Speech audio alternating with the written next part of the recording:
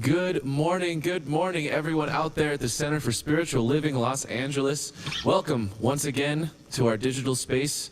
It's so great to be with you all. As always, happy April. Let's just jump into some music, shall we?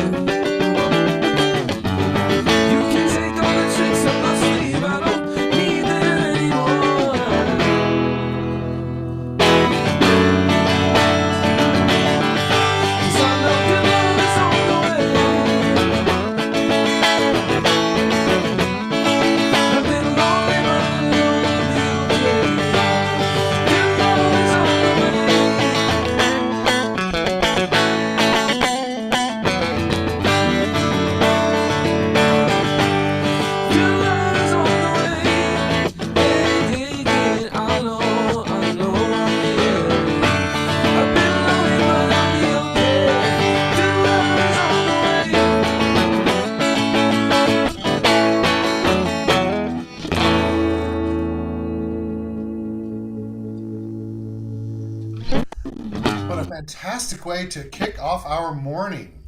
Thank you, Keith. You're welcome, not only with the one and only James Harper, but with such an amazing, powerful song, both energetically and then the lyrics, which tell us that good love is on the way.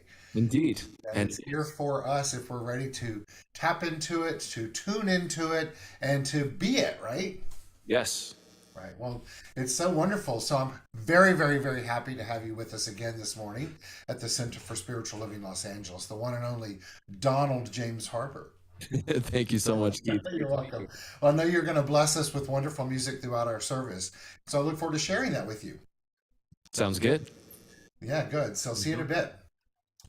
So good morning, everyone. I'm Reverend Dr. Keith Cox, the spiritual leader here at the Center for Spiritual Living Los Angeles, and welcome to our virtual space, as James said, as we come together on this first day in April in the year 2023.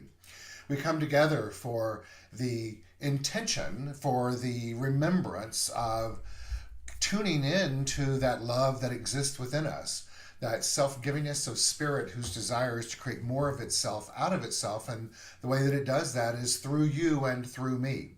We get to experience and express this power as we tune into its innate qualities that we're imbued with already. Those include peace and power and beauty and joy and light and life and love and wisdom. And so I honor you today in whatever avenue brings you into our virtual home, whether it's obviously following your intuition or letting yourself guide yourself to come to our community through Zoom or through YouTube Live and or at a later date watching one of our recordings. for the purpose of that remembrance that each of us are not only always desiring to have more of, but to allowing it to make itself known through each and every one of us. And so know that exactly where you are today is exactly where we're each supposed to be, right where we are in the moment, allowing ourselves to use the power divine in a way to choose to be receptive to it making itself known to us. One of the ways that we like to honor that power is to begin our service and our gatherings when we come together through the act of namaste. It's a physical act of putting our hands in prayer position and taking a deep breath and leaning forward and honoring each other. Even though we're not in person and can't touch each other and high five or say hello, we know that energy begets energy, and because we have the opportunity to connect to that energy of all of humanity, all of sentient beings, we can bring into our mind's eye the visualization of those that may be on the other side of the computer or the television screen or the audio box listening to this service and participating in it through giving their energy. And so let's do that together as the first great step for our service today. So let's just begin by taking a deep breath in, inhaling through the nostrils, holding for a second, exhaling out through the mouth, pulling our hands together, placing them in prayer position on our heart, just feeling that energy. The literal definition of namaste is I bow to thee. In its most modern incarnation is the divine in me honors and acknowledges and welcomes the divine in you. And that which we give in life, it's our responsibility to receive it as well. So let's all take that breath in again. And as we exhale, lean forward, saying together, Namaste. The power in me, honor acknowledges the power in you, and I receive it back in like kind. As a community, we've come together for well over 30 years now to teach primarily the philosophy, faith, and way of life known as the science of mind. It's a collective of the great philosophies and spiritual teachings of the world, the great wisdom traditions, and consolidated by a gentleman by the name of Ernest Holmes. He's not our guru. He's just simply a man who was the vehicle by which these spiritual truths came to be in a consolidated manner, with its primary essence and tenets being that there's only one power that exists in the universe. That power is one for good, and that its innate nature is to be good and to propagate good, and that you and I individualize this power. One of my favorite Ernest Holmes quotes is, "Spirit has placed the stamp of individuality upon itself and called it you," which means that we individualize this power and its innate qualities, as I spoke of earlier. In our philosophy, faith, and way of life, we are taught and have all learned that we get to experience life as we tune into it through our thoughts, our actions, our reactions, our interactions with the very thing itself. And because we live in a universe that is governed by spiritual law, it responds to this collective of thinking, actions, and beliefs that we each have individually and collectively, and provides through us experiences in life. We all know that experiences in our life are stuff that gives us the opportunity to evaluate what's going on in our thinking. We've all had some experience in life where we've dreamed into being something in our life that's brought us great pleasure and joy and satisfaction. This is the law of life in action. It's that which responds to us by corresponding to our state of being. The vision statement for our community is supporting individuals finding their personal self-empowerment through a spiritual awakening. We come together so that we can support each other in finding that empowerment, in having that spiritual awakening, in connecting to the divine that is within each and every one of us. One of the ways that we do that is through a ritual. This ritual, which we're about to move into, is called Calling in the Light. I'm putting on the screen the visuals for that as I get some music going for us as well. And I invite us all to open up right now to a greater awareness of this one power that is existing by each and every one of us. To tune in to a state of self-inquiry and asking ourselves, Where are we on the journey individually of finding personal self-empowerment through a spiritual awakening, and how would we like for that to be different? This ceremony, called calling in the light, is one that we perform to promote the universal consciousness of life, which acknowledges that all peoples and all faiths and all sentient beings come from the one great universal presence that we call Spirit. And the purpose is to draw into our gathering this morning a greater awareness of the light of the divine that exists within each and every one of us, and a more conscious awareness of our oneness and the qualities that we possess as complete expressions of the divine. You'll notice that the colors on the slides this morning are reflective of the Ukrainian flag. With all that's been going on in the world today, I think, unfortunately, we often forget that that's transpiring on our planet.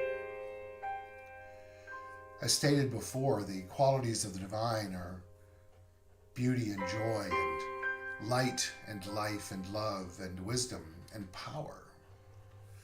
This morning, I would like for us to focus on the quality of peace, using our abilities to imagine peace becoming more well known to all on this planet. To tune into that energy of peace that exists within us. It's what Ernest Holmes defines as that inherent divine state of inner calm that is within us, regardless of any chaos unfolding around us or in the world itself. Today, I invite us to use our abilities to not only imagine, but to affirm peace unfolding on this planet. And certainly in our own country, there are things that unfold on a daily basis that cause us the opportunity to feel less than peaceful. And certainly that may unfold again this week. But today, let's all recapture our understanding and acceptance of this divine power that we're imbued with, and allow the light of the divine to make itself known to each one of us to the best of our own abilities as we tune into it through each thought, each action, each interaction and reaction to life. And to remember that we are indeed one family walking this planet.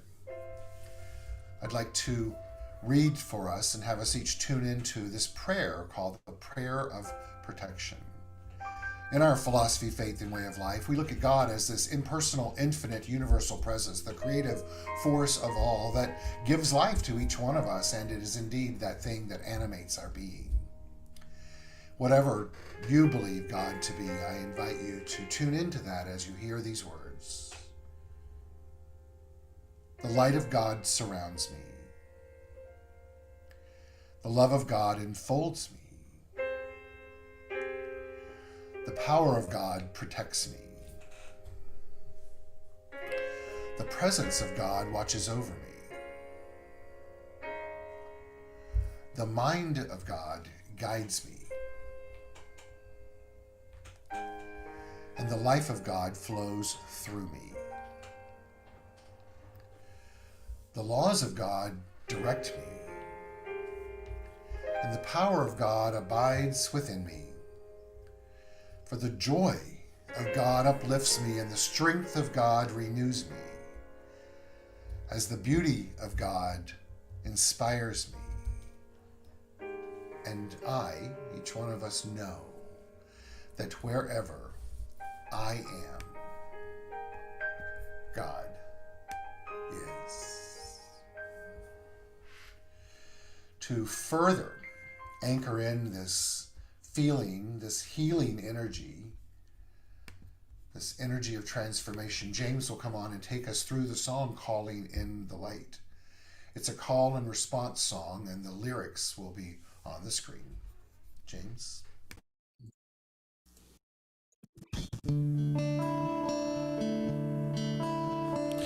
Calling in the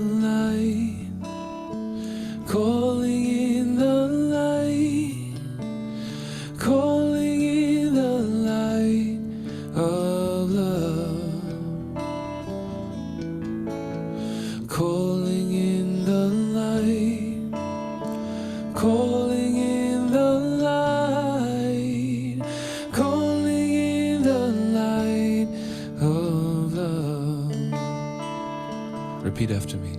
I am love. I am peace in my heart. I am free. I am spirit. I am soul. All together we are home. Calling in the light. Calling in the light. Calling in the light of love. Calling in the light. Calling in the light. Calling in the light of love. Calling in the light of love. And so it is, and so it is, and so it is.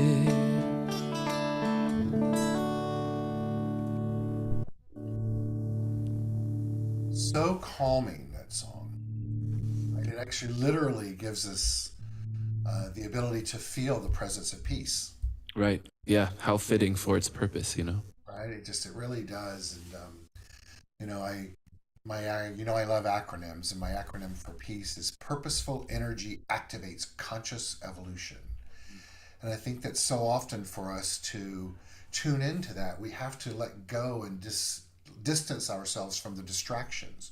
So it is that purposeful, energy, that personal, purposeful engagement. So I like that. Yeah. It's calling in the light, but it's also calling ourselves to the light. yes, exactly, absolutely. So it's that almost synchronistic action of letting it out and being called to it and being it at the same time. Yes. Fabulous. So I know you have two more great songs for us today. The next one that you're doing for us, do you want to tell us a little about it? Yes, it's such a classic. I'm sure you all have heard it many times, but Doing a Change is going to come. And I just feel like there's a lot of people, myself included, in my life that are going through big periods of transition, whether it's just to a new era of their life or healing or looking forward. It's just changes all around us, and, kind of 'tis the season. So, yeah, hope you enjoy this rendition.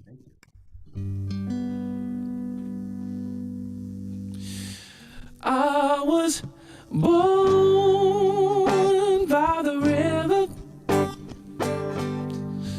in this little old town. Oh, and just like this river, I've been running ever since. It's been a long, long, long time coming, but I know a change gonna come. Oh, yes it is. It's been too hard living, and I'm afraid to die. Oh, I don't know what's up there, oh, beyond the sky. It's been a long, long time coming, but I know that change's gonna come. Ooh, yes it is. There was a time I would go to my brother.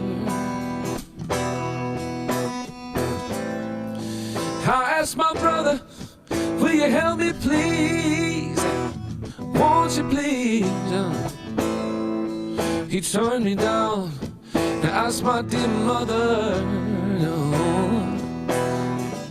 I said, Mother, I'm down on my knees. Won't you please? It's been a long time. Lord, this couldn't last very long. Somehow I was still able to carry on. It's been a long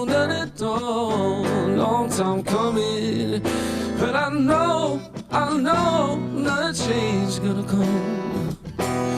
Ooh, yes it is, yes it is. Come on. Just like I said, I went to my little bitty brother. I said, little brother, won't you help me please?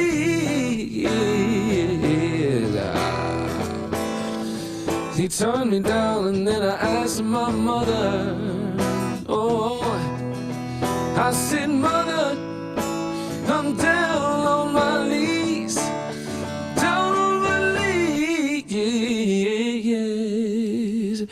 There was a time that I thought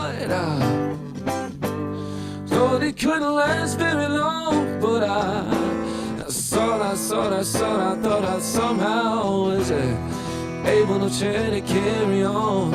It's been a long time coming, but I know that a change is gonna come. Oh, yes it is. I know, oh, the change is gonna come. Oh, yes it is. Yes it is. Oh, I know, change is gonna come. Oh, what a beautiful thing. Yes it is. Yes it is.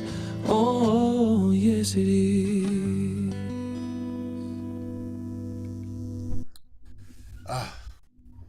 So beautiful and so invoking, right? And it's, Yeah. right as we are all going through change, which is the norm of life itself. Just tuning in, man, just tuning in Tuning in and accepting it, letting it happen, and participating in it. participating. Yes. So great. Thank you, James. Thank you. Thanks. So I have a very specific message for us today, and I invite you to sit back and open your ears and open your heart and tune in as we step into a new theme for the month of April. In the book 365, A Year of Daily Wisdom by Dr. Ernest Holmes, he writes this in regards to beginnings. He addresses it, and on this particular month, he opens his concept with a quote by Alfred Lord Tennyson.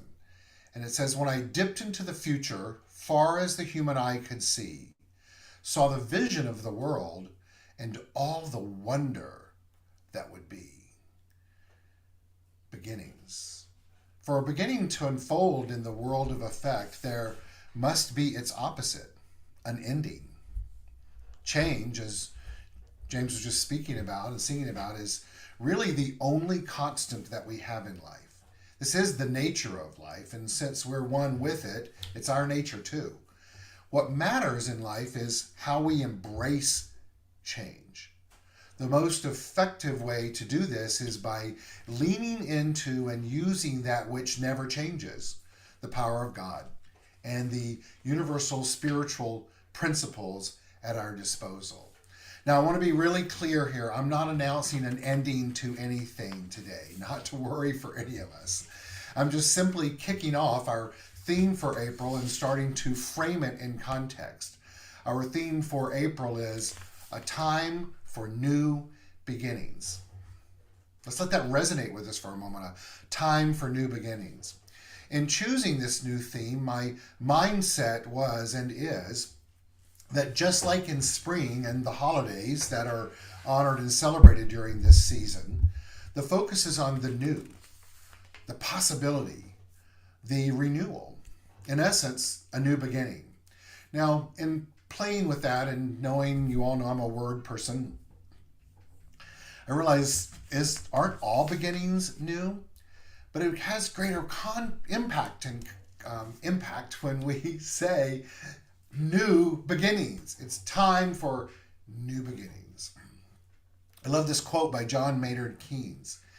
He says, "The difficulty lies not so much in developing new ideas as in escaping from old ones."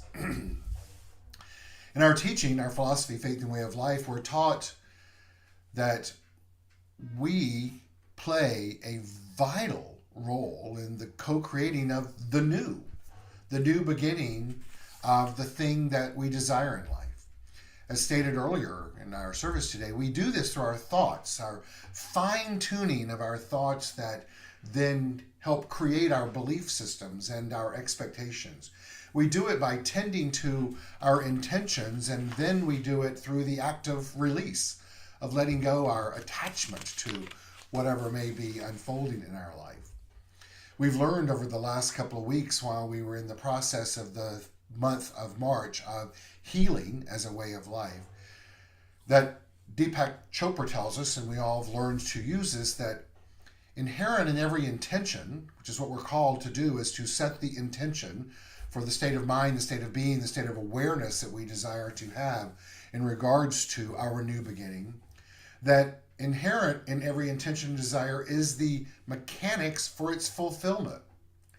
And that intention and desire in the field of pure potentiality have infinite organizing power.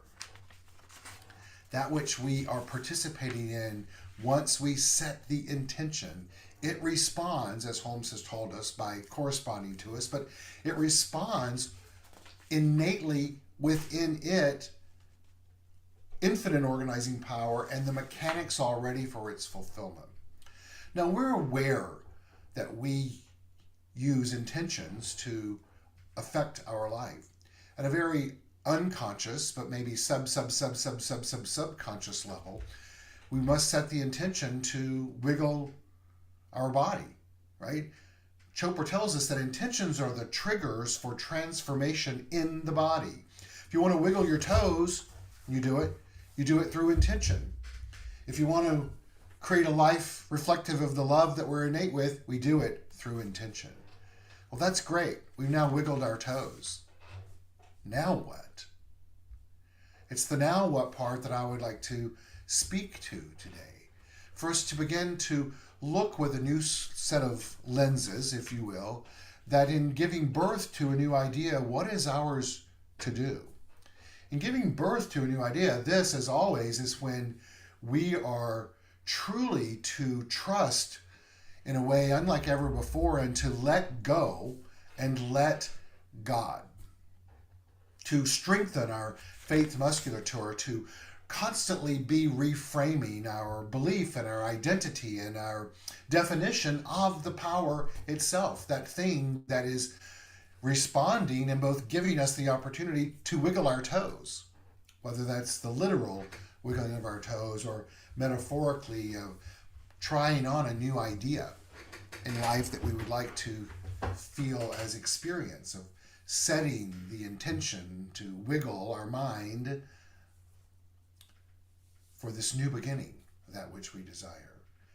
This concept of setting intentions and aligning with our divinity and releasing it and strengthening our faith musculature is not a new one to us in this philosophy, faith, and way of life. In fact, one of the tenets of this teaching, which is the use of spiritual mind treatment, affirmative prayer, that Dr. Holmes provided for us, is based on that context. One of the greatest gifts that he gave us was spiritual mind treatment. And I want to be really clear, I'm not referring to Holmes as some guru or some deity, just as the individual who authored and revealed this concept, this teaching, this handbook for us to use life in a more effective way. This concept, this tool, spiritual mind treatment, is a process of developing consciousness, i.e. our state of mind that then reflects our oneness with the infinite presence of divine mind. Additionally, in this process, we align and declare our nature, that the nature of the universe is our nature. Therefore, all that we desire, need, want, and wish to experience already exist. However, for each of us to express and experience more of the divine nature, we must release any and all beliefs that do not reflect our inherent oneness. Not a new concept for us. We hear it in the songs that we sing often, and specifically on Sunday mornings when we gather in person, and in many centers for spiritual living and New Thought centers of the Byers Beckwith song, I release and I let go. I let spirit run my life. My heart is open wide, and yes, I'm only here for God. That word again. No more struggle, no more strife with my faith.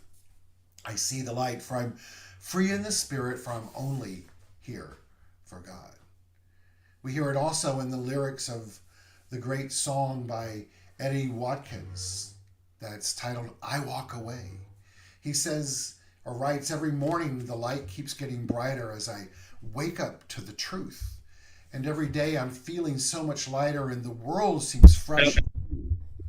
What I thought and the way that what I was taught and the way that I thought stopped serving me long ago. For now I'm learning to trust in the God of all of us. Each day I start anew. What if we were to use those lyrics, that language, each morning when we woke up, or each day throughout the day?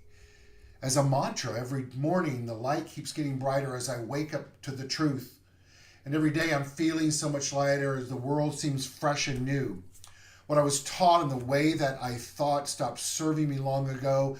Now I'm learning to trust in the God of all of us. Each day I start anew. And he then goes on, so I'm walking away from the thinking that held me so long. Today's the day I walk away. I'm walking away from the path that led me to confusion, for today is the day I walk away. I'm walking away from the thinking that held me for so long. For today is the day that I walk away. Today is the day that I'm walking away from the path that led to such sadness. Every day I walk away. Every morning brings a new beginning. In this evolution of consciousness for each one of us, we have before us the opportunity to, as I've often said, fine-tune our thinking. And one of the things that I've learned in this journey of my own on these years, and know that it's true for all of us, is the way to truly experience the highest and best for ourselves in life is to let go. To let go and to trust that this infinite creative power that's intelligent by nature will provide to me and through me the highest possible if I can open up to that. It's what's called the Christ consciousness, if you will. It's the highest rung on the evolutionary journey of the map of consciousness. The great Deepak Chopra talks to us about this concept in the chapter called The Law of Detachment with the 7 Spiritual Laws of Success. And many of you have read this and heard it, but I'd like for us all to hear it anew today in the context of having a new beginning. We can always bring it into the context of wanting there to be peace in the world and playing our role in that, of walking away from the thinking that served us in a bad way, from releasing and letting go. Chopra writes, the law, and it's heady, so get ready for it. He says, the law of detachment says that in order to acquire anything in the physical universe, you have to relinquish your attachment to it.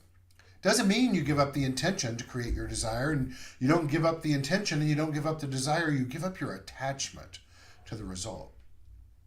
This is a very powerful thing to do.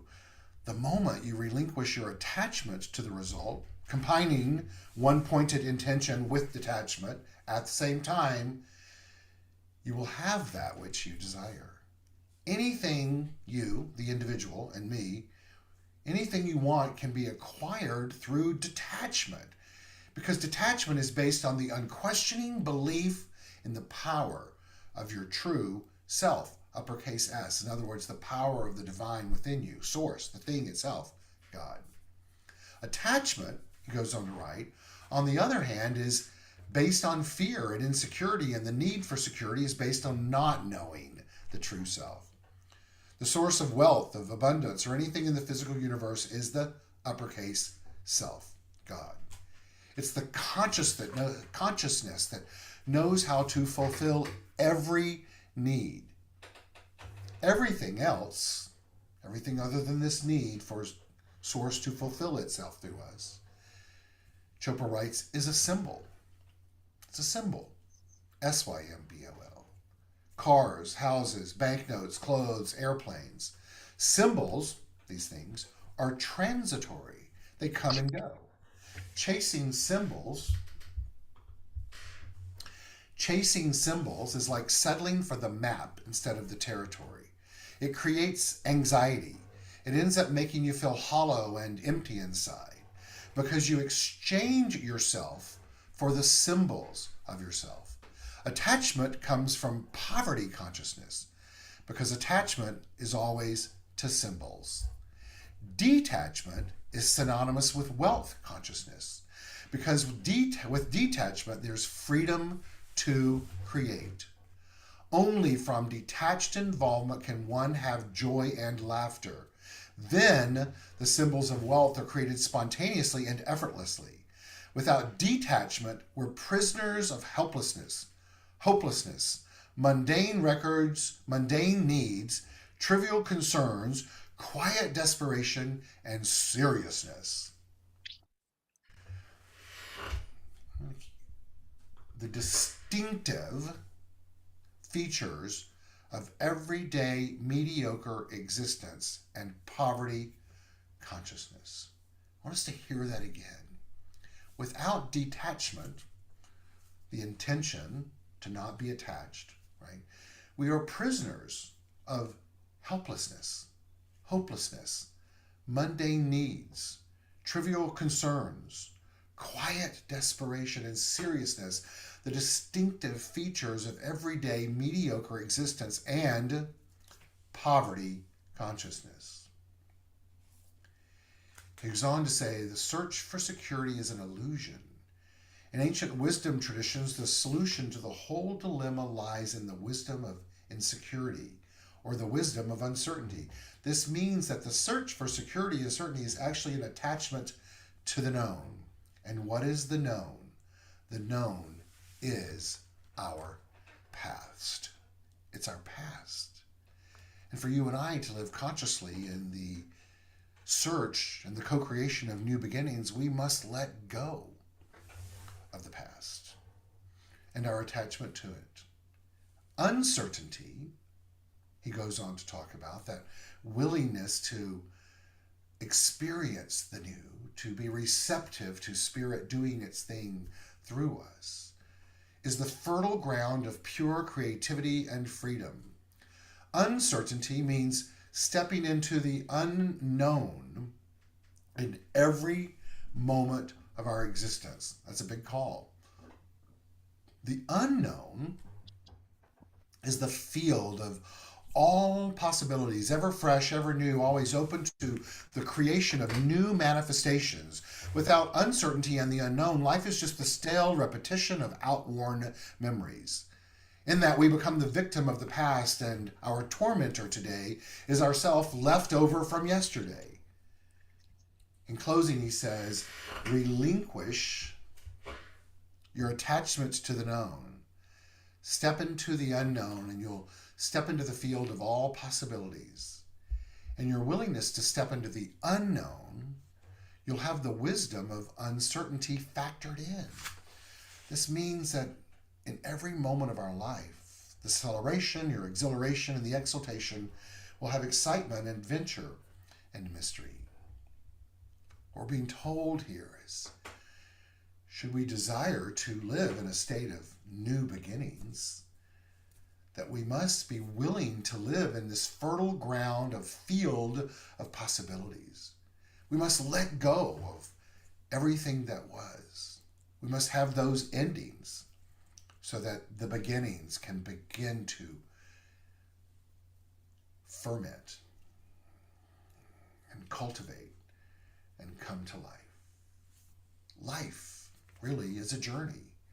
It's a journey for us to be consciously participating in and experienced, and not a problem to be solved.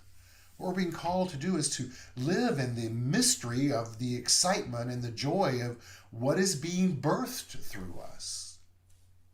We're to stay tuned into those spiritual awakenings. Remembering our vision statement is supporting individuals finding personal self-empowerment through spiritual awakenings. In other words, by opening up and claiming our divinity.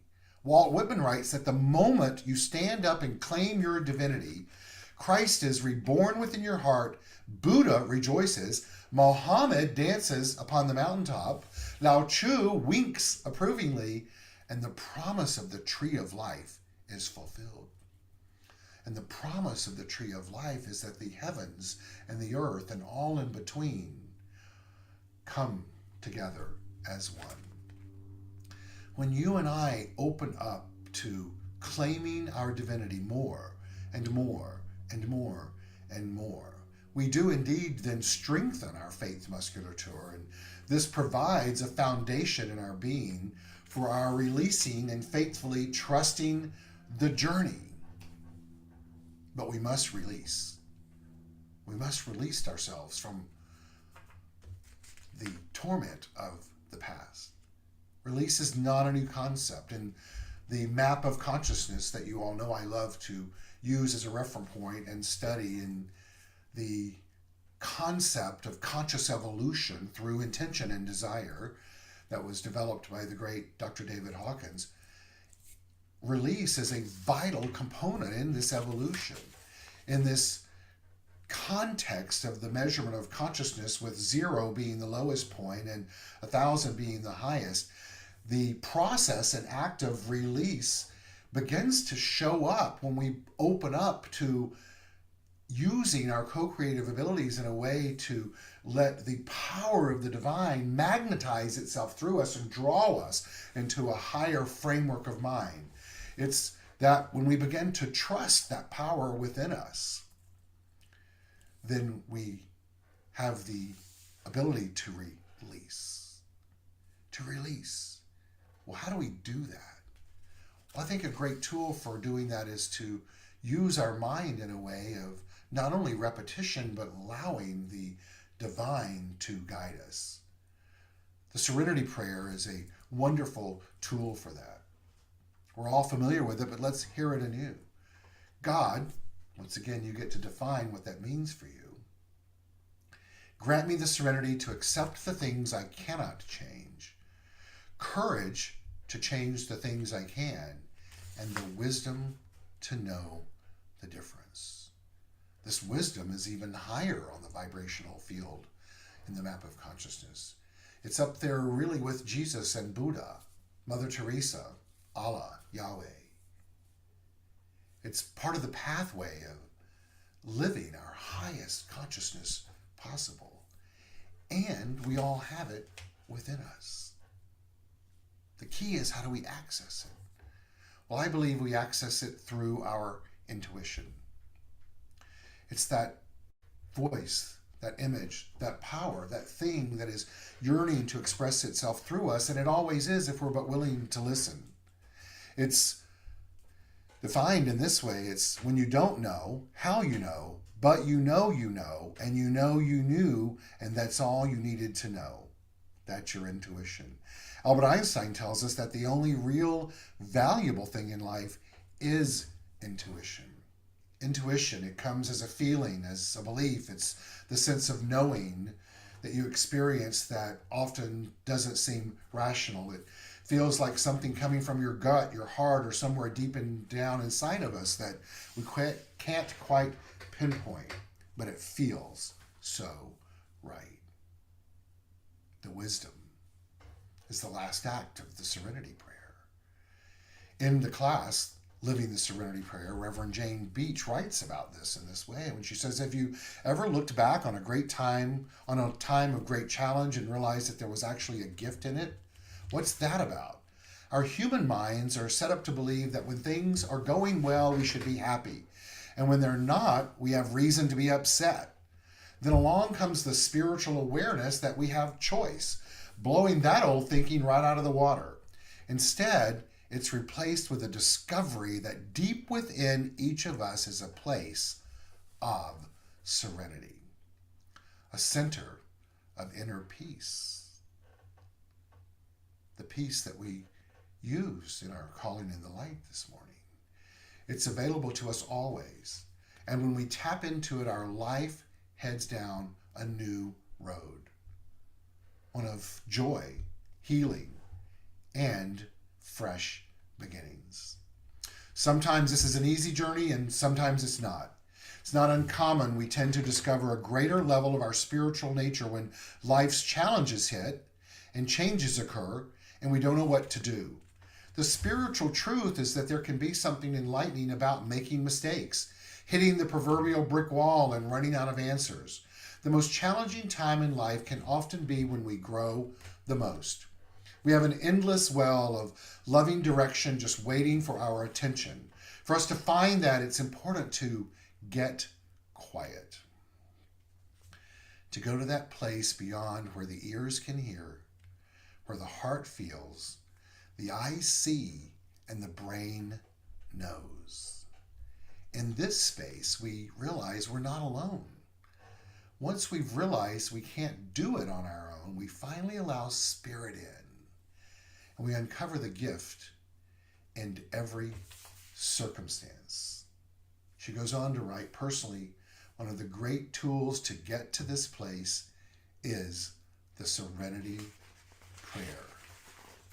God, grant me the serenity to accept the things I cannot change and the courage to change the things I can and the wisdom to know the difference. As students of the science of mind and other New Thought teachings, we know that when we say, God, grant me, this isn't an act of supplication. It's a declaration shifting a perspective. A miracle occurs, according to A Course in Miracles, when we shift our perspective. It's about having a new thought. And it's a new thought that leads us to new beginnings. It's about listening. Listening. Letting the peace that's already there rise up and guide us through the wisdom that it is. Letting our intuition let us know what we're to listen for, which is our intuition.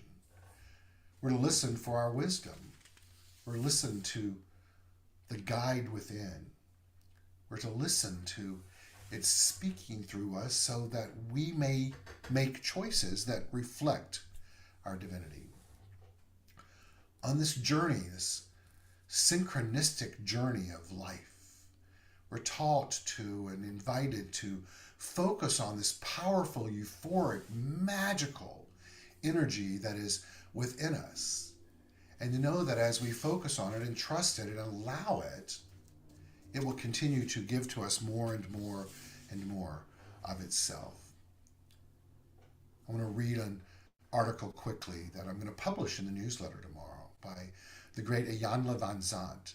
And I think it's a roadmap for us as to how to begin to live anew in this way, to have a new perspective, to begin to make choices that reflect our divinity. It's titled, God is Always on Duty. And she affirms in the beginning, I'm faith-filled and fear-free because God is always on duty. She writes, what's the number you use to call God? Is it 411 or 911? Many of us are 911 callers. We don't call in for information. We only call in when we need an ambulance, someone to put out a fire, or a police car to take something or someone away.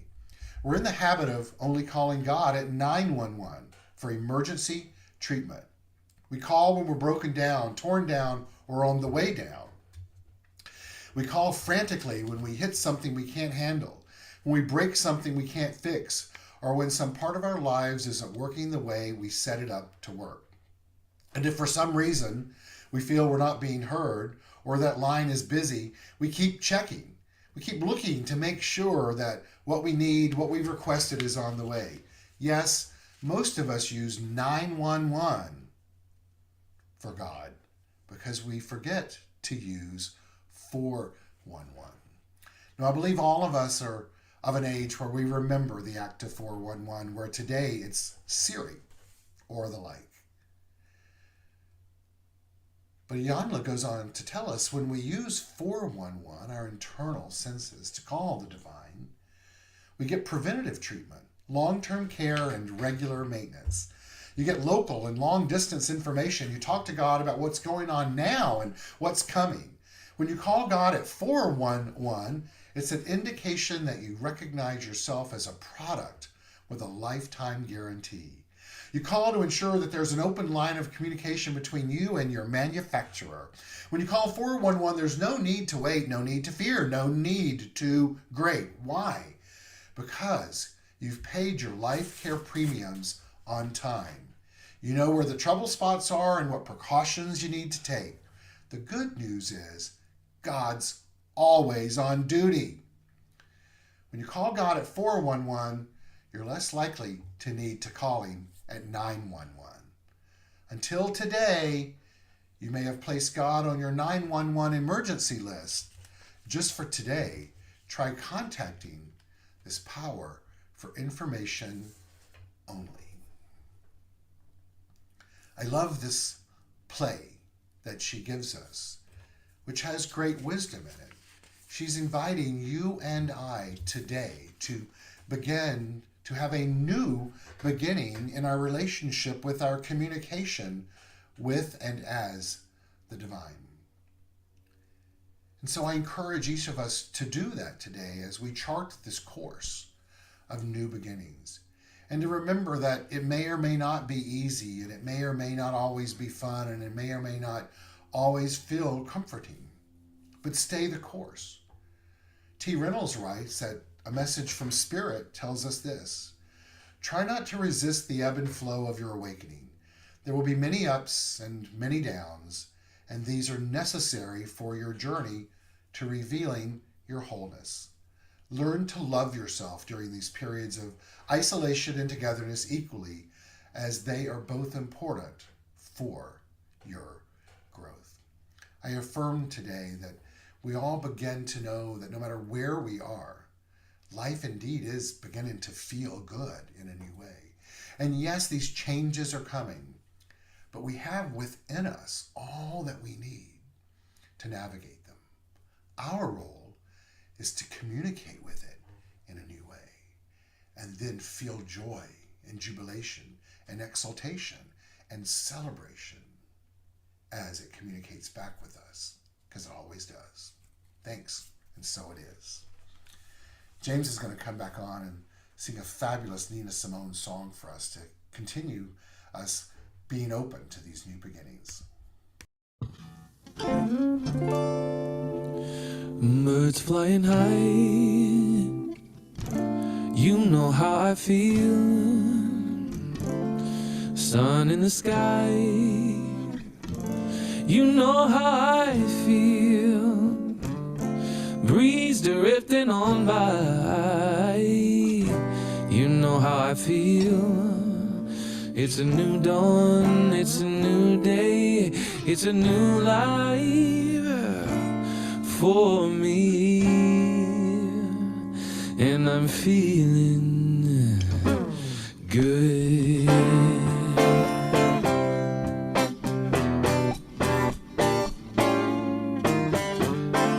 Fish in the sea, you know how I feel. River running free, you know how I feel. The blossom on a tree, you know how I feel.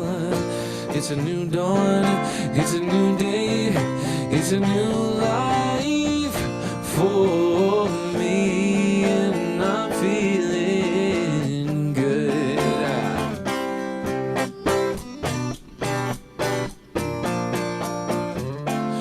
Dragonfly out in the sun, you know what I mean, don't you know? Butterflies all having fun, you know what I mean. Sleep in peace when day is done, that's what I mean. And this old world is a new world, in a bold world for me.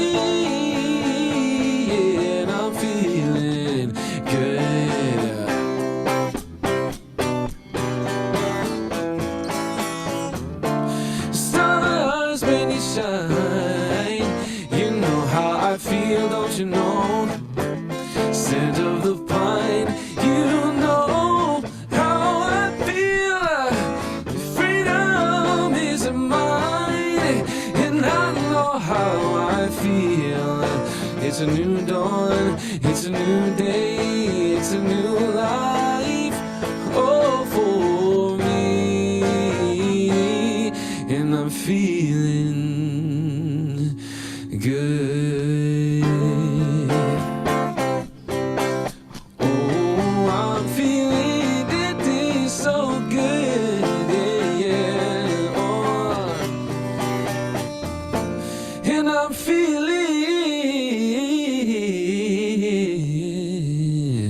good.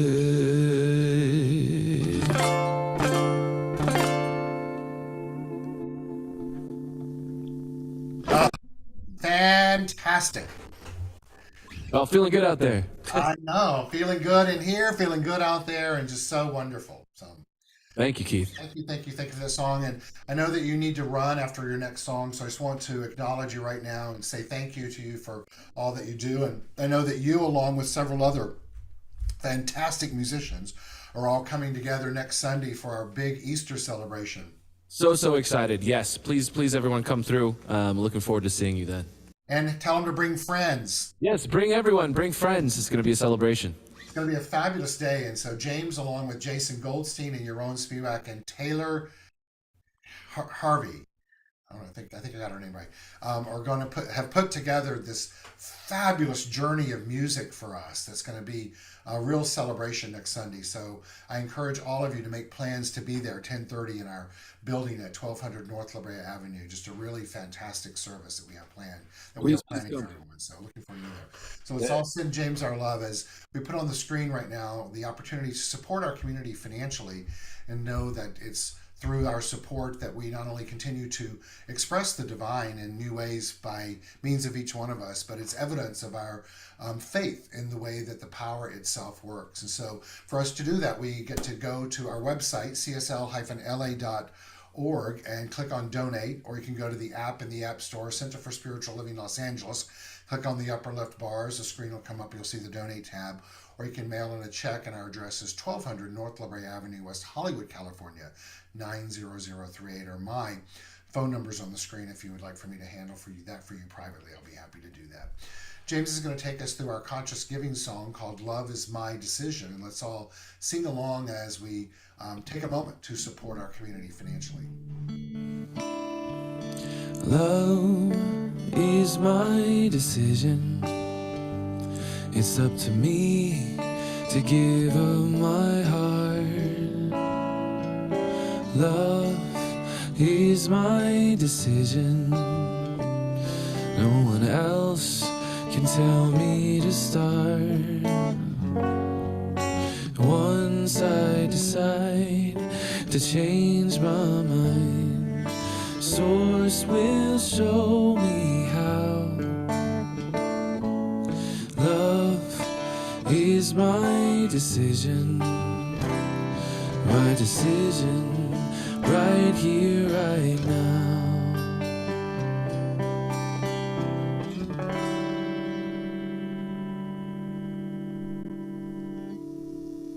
So it is. So it is. Thanks, James. Be safe out there. We'll see you next week. Thank you, Keith. Yeah. And so for everyone, please know that your presence today has been deeply appreciated and honored and acknowledged. I'll let you know that throughout the week we have a couple things going on. One is that we have a weekly midweek morning meditation that takes place on Wednesday mornings at 8:30 a.m. Pacific time. It's a short guided meditation, 10, 15, sometimes 20 minutes, that is a stimulus to anchor back into what we teach and what we're here to and practice in our community known as the Center for Spiritual Living Los Angeles. It too is a wonderful tool to invite friends in to learn more about this philosophy, this faith, this way of life, this way of being. And so I invite you to do that. We have a new thought for the day text that goes out each morning at 7:30, another great tool to support each and every individual finding their personal self-empowerment through a spiritual awakening. And then those are also spread out through the social media networks of Facebook and Instagram, as well as we're on YouTube. So you can avail yourself of all of that. You can find out information on us. We're updating our website this week, so know that that's happening at csl-la.org. Our app and the App Store is a great resource for past meditations, for talks, for resources. So feel free to use that. Just want to remind you once again, please make plans to join us next Sunday at 10:30 at our home at 1200 North La Brea Avenue in West Hollywood, California. I invite you to please invite friends and family to join us. And if you've invited them once and they say no, invite them again. And do it under the auspice of just sharing the love and the joy of life. There's no intention for conversion and no need to try to get someone to believe the way we do. It's just for inviting them in to experience the love and the joy and share in the light of the divine itself, and let us honor that within each and every individual. Personally, I've had friends that I've invited, and they said no, and then eventually they said yes, and they keep coming, and it's all about them. So I invite you to do that for yourself and for all of us. And so we have a weekly newsletter that goes out and first thing every week. So please watch for that, and also share our newsletter that goes out and these announcements and inviting people. We'd love to fill that room up as we're planning a big celebration for everyone. So know that. If you want to wear Easter bonnets, clap them on your head and bring them on. So we look forward to seeing that. Without further ado, then we're going to close out and celebrate each and every one of us as divine beings. I'm going to take us through an affirmative prayer, and know that from that moment forward, we bless each other on our journey of life. So if it's comfortable for you, I invite you to sit back, close your eyes, wherever it may be, know that today is the day.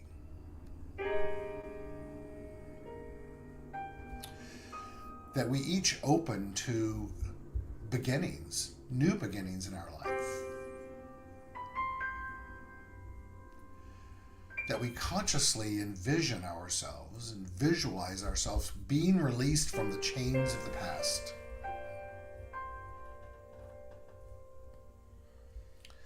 We celebrate the opportunities that lie within us to be peace, to be love, to be the wisdom of the divine.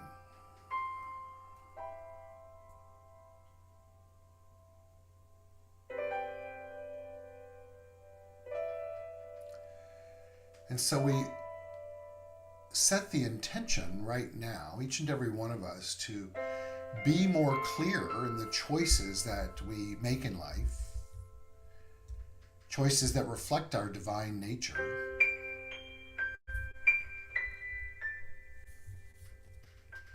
And to listen.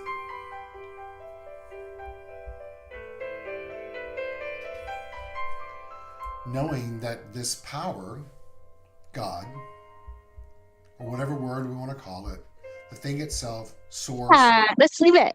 Leave it. Leave it.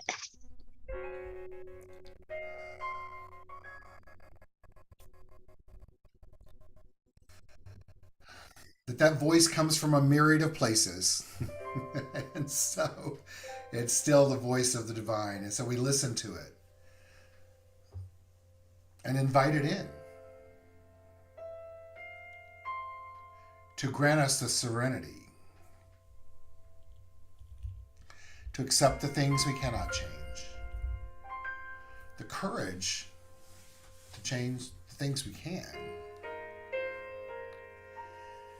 and the wisdom to not only know the difference, but to act accordingly.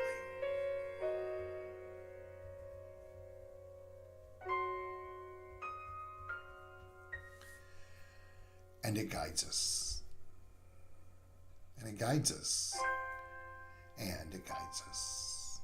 And for this, we're ever so grateful.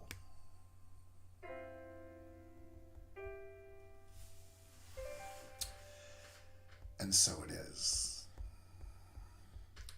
A big thank you to Robert and to Travis for your support with us today. I thank you to each and every one of you for being here today. I look forward to sharing Mother Earth with you as we walk our paths together of finding personal self-empowerment through a spiritual awakening, and look forward to seeing as many of you as possible next Sunday. Enjoy life. Enjoy life. It's here for us to enjoy it, cherish it, and celebrate it. Make the day that's before you fabulous and choose to walk away from anything that causes stress or pain or is discordant to who you are as a divine being. For who you are is peace and power and beauty and joy and light and life and love and wisdom. And so it is. Have a great day. Thank you.